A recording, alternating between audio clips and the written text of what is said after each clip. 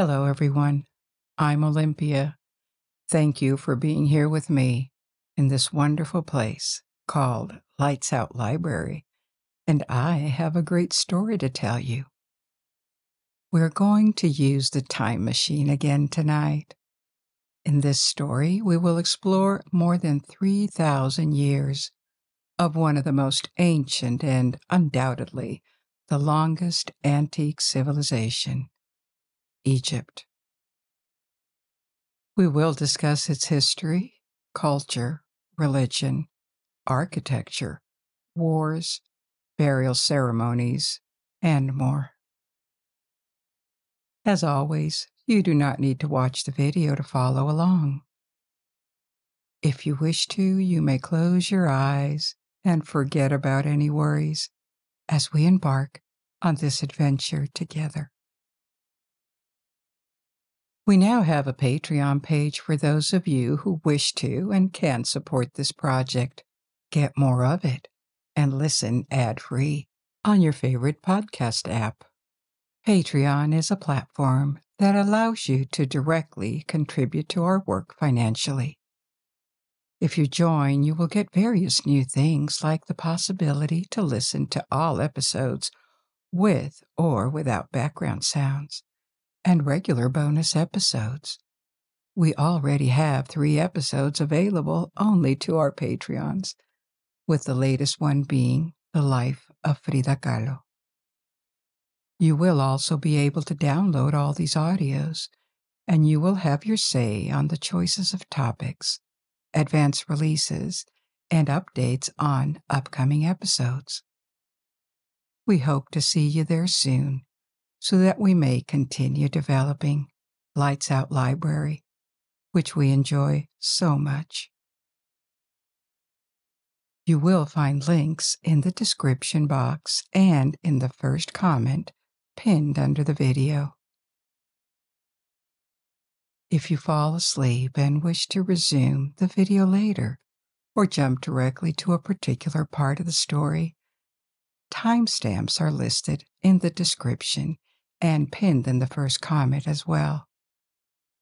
You will also find links to different streaming options like Spotify, Apple Podcasts, and Amazon Music, which may be better suited for you.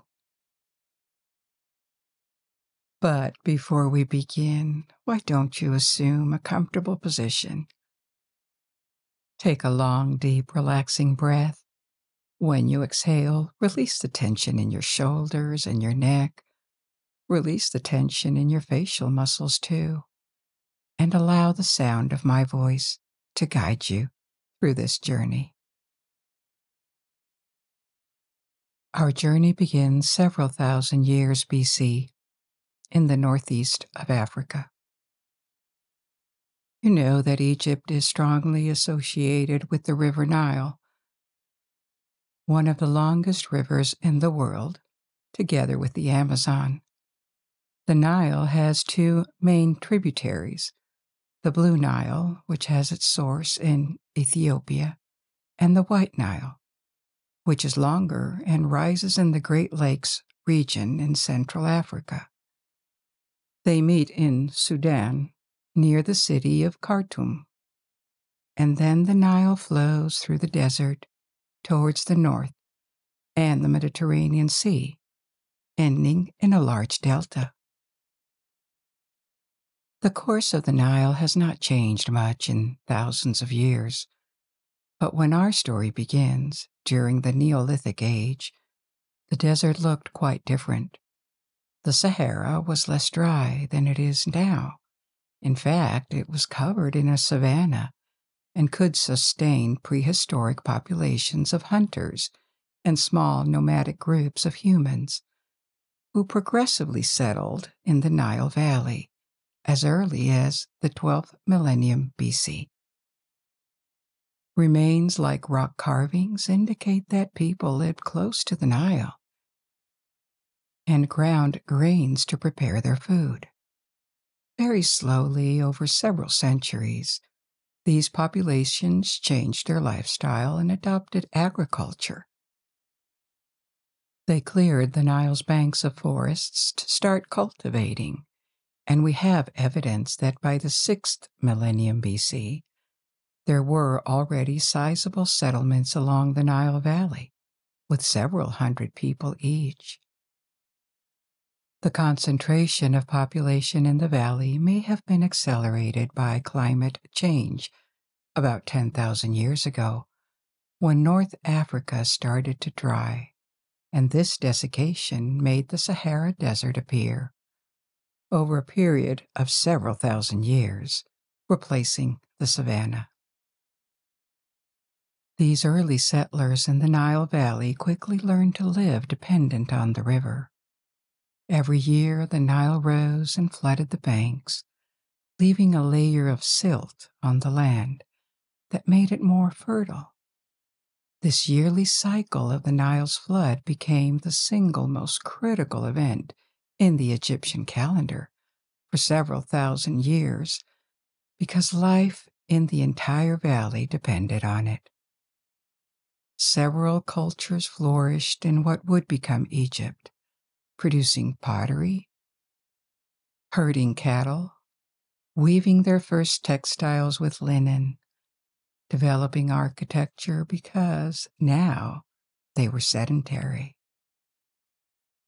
We have traces showing the use of mortar more than 6,000 years ago, and the development of forms of decorative art on the artifacts they produced. Metals were progressively introduced and replaced stone to make tools or weapons. These cultures also practiced trade with regions south of Egypt, like Nubia, from where they brought copper and gold. Various settlements were regrouped under the same authority, and two kingdoms emerged in the 4th millennium BC. One in the north corresponding to the delta of the Nile. This region is called Lower Egypt, and one in the south along the valley, which is Upper Egypt. The dividing line between the two kingdoms was about where Cairo, the actual capital of Egypt, is built today. By the end of the 4th millennium, around 3150 BC, the king from the south, from Upper Egypt, probably named Narmer, defeated Lower Egypt and unified the two kingdoms. The history of ancient Egypt was ready to begin. Narmer ruled an Egypt that had no pyramids, no big stone monuments, and not even a conscience to be an exceptional civilization. Moreover, Egypt had not yet fully developed the art and writing of hieroglyphs that remain so famous today.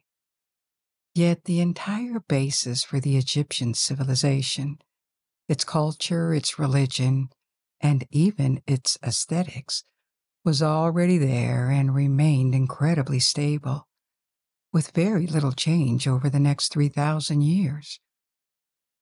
Narmer was the first pharaoh of the first dynasty, and 31 dynasties followed in the history of Egypt.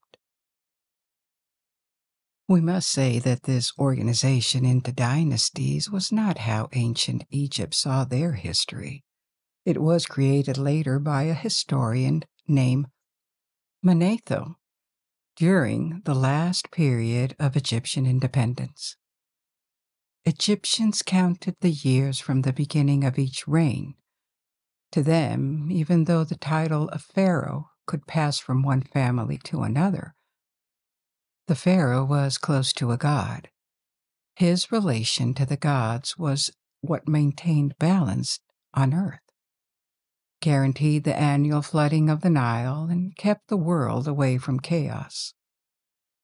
Pharaohs from the first dynasty adopted a crown that combined the crowns of Upper Egypt, representing a lotus flower, and Lower Egypt, representing a papyrus reed.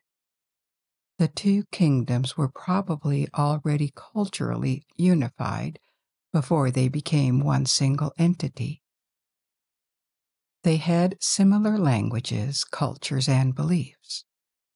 For 500 years, this period called the pre-dynastic period saw the refinement of writing into a complex system of hieroglyphs and the development of architecture, especially for tombs. A particular type of tomb for wealthy people appeared, called a mastaba. It is a rectangular structure made of bricks, and the tomb itself was underground. The mastaba was built above to mark the location of the tomb. By the 27th century BC, Egypt was ready to begin a golden age that lasted another 500 years and is called the Old Kingdom, or sometimes the Age of Pyramids. The construction of such impressive monuments as the pyramids was possible only because Egypt adopted an administration and a unified government like no other in the world at that time. The territory of Egypt was divided into districts called nomes. There were more than 40 of these nomes, in which a nomarch, a civil servant, was responsible for collecting taxes and representing authority. Temples and religious beliefs were at the center of Egyptian society, and its organization was very strict. Most Egyptians were peasants, and they could not own the land or even the product of their work. Everything belonged either to the state, a noble family, or a temple. Even the craftsmen and artists were not independent. They worked in shops built around the temples and were paid directly by the state. In a sense, if we want to qualify the Egyptian society and economy that appeared more than 5,000 years ago with modern political concepts, it would be a mix of theocracy and oligarchy, with elements that resemble state communism. For most of the population, private ownership was limited to personal belongings like clothes, furniture, or small objects, sometimes a house. But the means of production like land or workshops were never the property of individuals, unless they were from nobility. For several thousand years, there was no currency at all. Trade was based on barter and prices expressed in grains or precious metals. Prices were never set freely. They were fixed by state or temples. During periods of stability, it was nearly impossible for someone to change social class, but it seems this system was widely accepted. Legally, men and women were considered equals in the eyes of the law, which was not very common during antiquity. In ancient Mesopotamia, as well as later in Greece and Rome, women were considered minors, legally speaking. However, society was still very patriarchal. Women could have religious roles, or in very particular cases, even rule the country. We will explore this later, but overall, men were almost always in charge, positioned above the peasants and below the nobility in the social pyramid. There was a class of civil servants and scribes who were educated men, ensuring that the administration functioned and keeping track of production, trade, or supplies. There was also an upper class of engineers, architects, doctors, and priests who had received higher education and could sometimes be elevated to the highest ranks of society for their distinguished service. The belief system that kept this social order together with remarkable stability over several thousand years was of a religious nature. The power of the Pharaoh was considered divine, and the Egyptians had an extensive pantheon with hundreds of gods and goddesses. Some of them were local, while others were known all over the kingdom. Throughout Egyptian history, some gods rose to fame and gained followers, while others were forgotten. Some stayed worshipped throughout, like Ra and later Amun-Ra, the sun god, Thoth, the god of knowledge and wisdom, had the head of an ibis. Others like Osiris and Isis, Ma'at, Nephthys, Sobek, the crocodile god, and Anubis, Horus, and Set, among many others. The myth evolved during the long history of Egypt, but one that has persisted was the belief in the judgment of the dead. Ancient Egyptians believed that after death, the soul of the deceased passed before a divine assembly of gods. People began their journey in the afterlife, which took them to the Hall of Ma'at, the Hall of Justice. The deceased were presented to a balance, a scale, that would weigh their hearts against the feather of Ma'at. If their hearts balanced with the delicate feather, they were presented to Osiris and admitted into paradise. Otherwise, their heart would be devoured by the goddess Ammit, who stood next to the balance. Egyptians believed that every human being was composed of physical and spiritual elements, what we would call a soul today. After death, the invisible spiritual elements were freed from their physical envelope and could move freely. However, they still required the remains, or a physical substitute like a statue, to be preserved so the soul wouldn't get lost. Hence, the belief was that remains had to be preserved through mummification and buried with artifacts or treasures for wealthier individuals that could accompany them in the afterlife.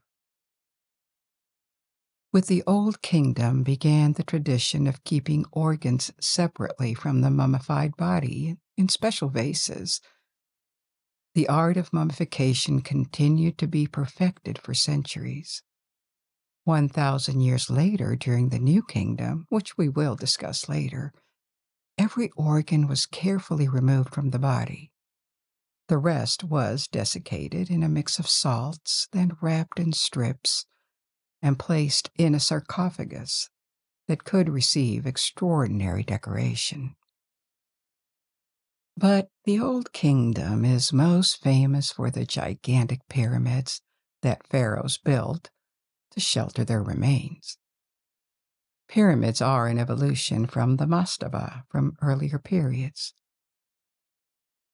One of the most famous pharaohs from the Old Kingdom is Djoser, from the Third Dynasty, who ordered the construction of the first pyramid in a necropolis called Saqqara, near Cairo. Then with the Fourth Dynasty came the Golden Age of Pyramids on the site of Giza. The two highest ones were commissioned by Khufu, also known under his Greek name Cheops, and his son Khafre, or also known as Khephren. These pyramids required thousands of workers and the creation of a city on the site. They are a testimony to the level of sophistication the Old Kingdom had achieved, not only in architecture and transport, because the stones came from afar, but also in administration, because the construction required the resources of an entire country to be pulled together. It is believed today that they were built by peasants drawn from all across Egypt, while the annual flood covered the fields so that they could not work at home. However, the construction also required the contribution of numerous priests, mathematicians, and stone cutters. After these huge pyramids were built, kings and nobles kept commissioning more of them, but their size diminished, perhaps because they realized that the effort required was not sustainable. The Old Kingdom was also a period of trade between Egypt and other regions of the world. There was Nubia in the south, which corresponds to the south of modern Egypt, and the north of Sudan today. From Nubia came gold and other metals. In the Horn of Africa, precious woods like ebony or incense could be found. They also traded with Syria and Lebanon, from where cedar wood was imported. Against these goods, Egypt could sell grains, papyrus that was used to make paper, linen textiles, and other manufactured goods. The golden age of Egypt, that was the Old Kingdom, came to an end after the death of Pharaoh Pepi II. This pharaoh had an incredibly long reign, more than 80 years, which was very uncommon in a country where life expectancy was around 35 to 40 years, and about 1/3 of children died before adulthood. Egyptian medicine was famous throughout the entire Middle East, but it was still unable to significantly improve life expectancy. We know from medical documents that were preserved that they had a knowledge of anatomy and could perform amputations or reduce pain with narcotics like opium. They could also control light infections with raw meat, clean bandages, and honey. However, life around the Nile exposed people to diseases such as malaria and attacks by animals, especially crocodiles, against which they could not do much. Pepi's very long reign may have caused his heirs to die before him, and it coincided with a period of several consecutive low floods from the Nile. This weakened the central power and led to a dislocation with each region, each nome becoming somewhat independent. This period of roughly 200 years is known as the First Intermediate Period. It doesn't mean that the Egyptian civilization collapsed at all. Actually, freed from the central power, each region kept alive the traditions and local art flourished. However, nearly all the tombs from the Old Kingdom were looted repeatedly, and ulterior documents lament the collapse of order. During this period, nomarchs started to fight each other over decades and progressively extended their territory until Egypt was finally reunited again around 2030 BC. Then began a new period of unity for 400 years called the Middle Kingdom. Dynasties had progressed during the intermediate period, even though pharaohs did not rule the entire country. We are now at the 11th dynasty. During the Old Kingdom, the capital was Memphis, located at the beginning of the Delta. Now the capital is Thebes, in Upper Egypt, also known as Luxor today. The new ruling dynasty, led by a pharaoh named Mentuhotep, put the country back in order by unifying it and conquering Nubia in the south. Culturally, the Middle Kingdom did not represent a rupture from the Old Kingdom, but rather a period during which Egypt reestablished trade with distant regions and consolidated its borders. Nubia was now under Egypt influence in the south, and the Sinai Peninsula, situated between North Africa and the Middle East, was occupied. This land held valuable mines for the pharaohs. The population increased, but it's challenging to determine how many Egyptians lived along the Nile and in the Delta. Estimates range from 500,000 to 6 million. What we know is that the population tended to rise, albeit slowly, throughout Egyptian history. A rise in the population was made possible by claiming more land, utilizing irrigation systems, and retaining the floodwaters from the Nile for longer periods. Agriculture in the Nile Valley was highly productive for the time due to the Nile's resources and social organization. This productivity allowed the Egyptian civilization to flourish. It freed a significant portion of the population to avoid food production, permitting the rise of civil servants, craftsmen, priests, traders, and a permanent army. The basic food staples for ordinary Egyptians were bread, made of wheat flour and beer. Fruits and vegetables supplemented their diet. Meat, fish, and wine were also relatively common, but they were reserved for special occasions. In contrast, wealthier social classes enjoyed regular access to these goods. We know from the remains discovered in tombs that many nobles were overweight, contrary to what paintings and carvings in their tombs suggest. This finding indicates that the ruling class lived in a state of relative abundance for centuries. Papyrus played a crucial role in everyday life. With little wood in Egypt, papyrus served many roles as a replacement. It was used to make light boats and paper decorations, and it could be burnt for cooking. The roots were used to sculpt everyday objects like plates or bowls. Most documents were written on papyrus, a type of paper made by cutting and drying the fibers from the stem of the plant. The Middle Kingdom continued to adhere to the forms and iconography that were developed during the Old Kingdom. This represents another aspect of Egyptian culture that has effectively resisted foreign influences and internal struggles for thousands of years. The lines are always clean and simple. There is no perspective used. Artists who painted on walls or papyrus used a grid with horizontal and vertical lines to maintain realistic proportions. There is never a sense of depth, and colors are always pure and solid. Paintings and sculptures often include accompanying hieroglyphs that describe them while indicating names and places. Egyptian art typically held a political or religious role.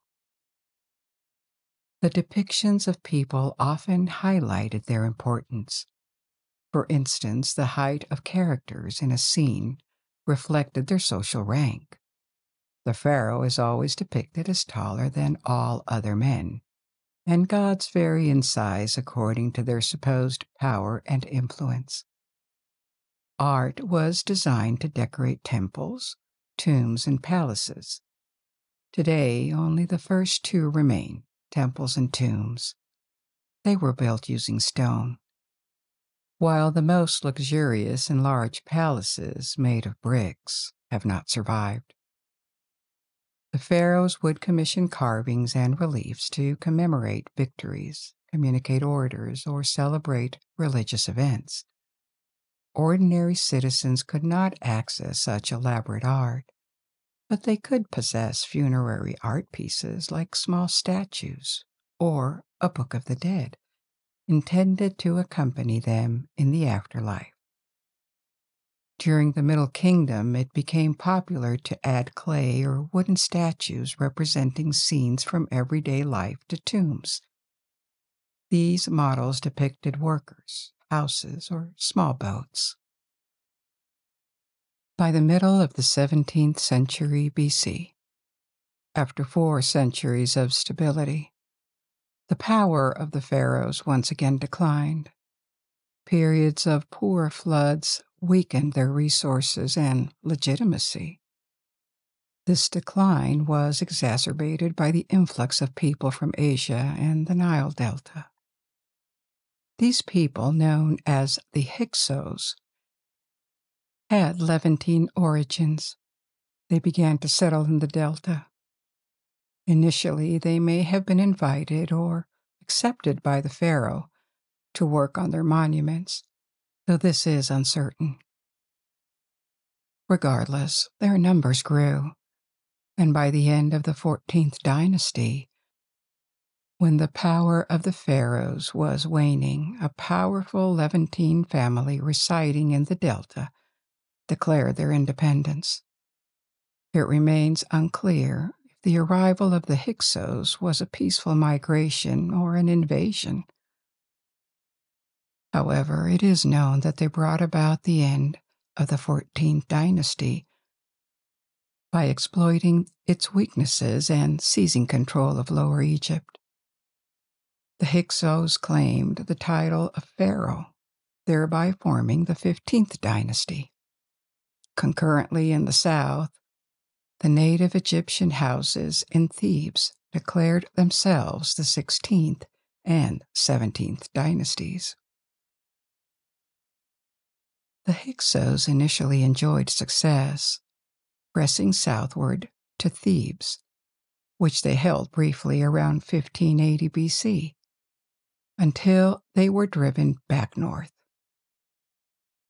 For more than a century, a power struggle ensued between the native Egyptian families and the Hyksos, known as the Second Intermediate Period. This was because the kingdom was once again divided. It took several decades before the Hyksos were finally defeated and driven back to the Levant in Western Asia. The victor was a pharaoh named Ahmose I. He accomplished a complete restoration of Egyptian independence and frontiers, initiating perhaps the most extraordinary period for ancient Egypt, the New Kingdom.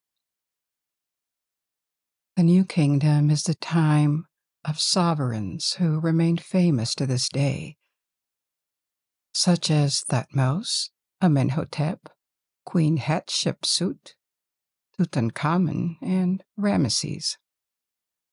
The New Kingdom persisted for close to 500 years, representing a peak of wealth, population, and military power for Egypt. The kingdom extended far south into Nubia again, and east in the Near East, as far as Palestine and Syria. Two dynasties stand out in the history of the New Kingdom. The 18th dynasty featured the female pharaoh Hatshepsut, who may have usurped the throne. But what we do know is that she ruled for about 20 years and proved to be a very capable ruler, one who secured the frontiers and developed trade with distant regions. She reopened the trade route to the whole of Africa that had been severed for centuries. The center of power in Egypt was now firmly established in Thebes, which received the greatest stone temples ever to be built in Egypt. The most famous among these is the complex at Karnak.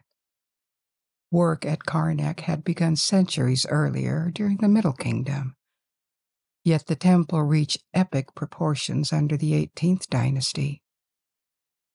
The main temple was dedicated to the god Amun, who started as a minor deity in the early ages of Egypt, but became the most powerful and popular cult in the New Kingdom. Amun merged with the sun god Ra. Subsequent pharaohs added colonnades, pylons, obelisks, colossal statues, and monumental doors, transforming Karnak into the largest religious center ever constructed in stone. West of the Thebes, on the west bank of the Nile, lies the necropolis, where many pharaohs and nobles from the New Kingdom were buried. This includes the Valley of the Kings, the Valley of the Queens, and the Valley of the Nobles. Hatshepsut's successor, Thutmose II, led the Egyptian armies to conquer the Near East. Another renowned figure from the 18th dynasty, a century following Hatshepsut and Thutmose, was Amenhotep IV, who changed his name to Akhenaten. His reign constituted a period of disruption for Egypt because he attempted to transform religious practices and replace polytheism with the cult of a single god, Aten. He relocated the capital to a new site named Amarna. However, his reforms were never accepted by Egyptian society, especially by the priests of Amun. The reasons for this were not solely religious or due to tradition. The clergy of Amun during the 14th century BC had acquired significant wealth and power, and they certainly were not going to let the pharaoh challenge their position. Following Akhenaten's death, the ancient order was restored, with Tutankhamun ascending the throne. While Tutankhamun is notably famous, he mostly owes his fame to the 20th century discovery of his tomb. Otherwise, he would have remained a fairly obscure figure. Tutankhamun died young and was buried in the Valley of the Kings, west of Thebes. Unique to his final resting place, his tomb was never discovered or looted in the centuries that followed. It was finally discovered completely untouched by a team led by British archaeologist Howard Carter. The tomb had remained undisturbed for over 3,000 years, unveiling a treasure trove of jewels, gold, artifacts, furniture, and decorative items that were traditionally buried with pharaohs, which renewed interest in ancient Egypt nearly 100 years ago. From the 19th dynasty came perhaps the most famous of all Egyptian pharaohs, Ramesses II. He ruled for 67 years in the 13th century BC. Aside from the large temple near Thebes, known as the Ramesseum, he is best remembered for commissioning the construction of the Temple of Abu Simbel, located in southern Egypt. In addition, he relocated his capital from Thebes back to the Delta to a site named Ramesses, which has largely been destroyed and disappeared today. Ramesses's mummy was discovered in the 19th century and is now kept at the Egyptian Museum in Cairo. By the end of the 13th century, Ramesses III, considered the last of the great pharaohs, ruled Egypt. He was faced with a new threat coming from outside Egypt, the Sea Peoples. It is unclear where these invaders came from. They might have been migrants from seafaring tribes from Greece, the Balkans, or Asia. What we do know, however, is that in the 13th and 12th centuries BC, Egyptians faced a new threat of invasion from the north. After the death of Ramesses III, the new kingdom declined, and the power of the pharaohs was once again challenged by external threats, droughts, poor floods of the Nile, and also corruption in the administration. In the 11th century BC, Egypt entered a period of troubles that saw the country fragment once more. Politically, the clergy of Amun in Thebes almost achieved independence, controlling much of Upper Egypt. Although it still officially recognized the pharaohs in the north, it effectively ruled as it pleased in the south. Egypt would never be unified again under a native king, and would, in the ensuing centuries, become a prize for foreign powers to fight over. In the south, the kingdom had retreated from Nubia, and the local Nubian dynasty began to push north towards the delta, with the ambition of reunifying Egypt under its rule. This venture was successful for a time, resulting in a unified Egypt during the 25th dynasty. New pyramids were built during this era, many of them in today's northern Sudan. However, Egypt had lost its holding in the Near East and was no longer seen as a threat by the burgeoning empires in the Middle East. In the 7th century BC, the country was invaded by the Assyrians, who ousted the Nubians. This soon was followed by the Babylonians, briefly occupying the region in the 6th century, and finally the Persians. From the Achaemenid Empire, Egypt became a province of the Persian Empire, and it remained either occupied or at war against the Persians until the invasion by Alexander the Great in the 14th century. By then, Egypt had maintained its unique culture and religion, but the restoration of its ancient economic and political systems seemed impossible. Alexander the Great received a warm welcome in Egypt and demonstrated considerable respect for its culture and gods. However, he appointed almost exclusively Greeks to all positions of power, and never intended to restore Egypt as an independent kingdom. The story, however, was not over yet. Following Alexander's death, his rapidly wrought empire swiftly fell apart over just a few years. Ptolemy, one of his generals, claimed the throne and initiated a new era, the Ptolemaic dynasty. These rulers of Greek origin reigned over Egypt as an independent country for almost 300 years. This period might not have been the most glorious in Egypt's history, but it was certainly an improvement over earlier centuries. Even without a native king, Egypt regained its independence. The Ptolemies made efforts to represent themselves as pharaohs and upheld all traditions.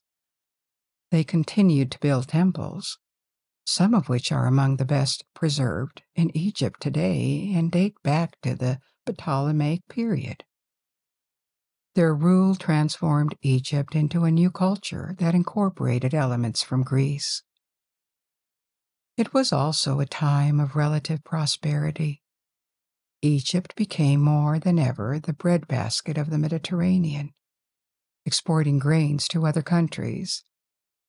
This included the ever-rising new power in the Mediterranean world, Rome. Despite its wealth and population, Egypt was no match for Rome. Its strategic position and agriculture resources made it an attractive target for Roman expansionism. By the 1st century, Rome progressively took over in Egypt. When Cleopatra VII tried to revolt and face Rome, she lost.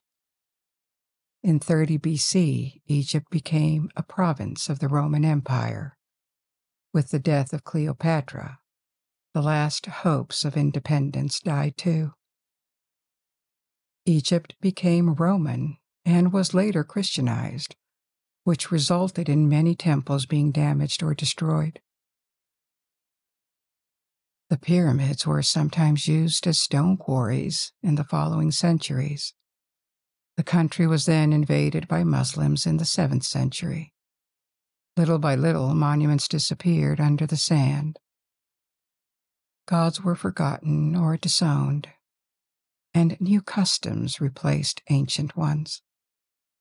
The art of reading hieroglyphs was lost, and the grandeur of Egyptian civilization became just a memory. For centuries, Egypt became the name of a province rather than the name of an independent country. In the last 2 centuries, however, there has been a massive resurgence of interest in ancient Egypt. As we know, it now shines as one of the greatest accomplishments of mankind. We've come to the end of our little journey tonight. I hope you enjoyed this adventure, and I invite you to discover and learn more.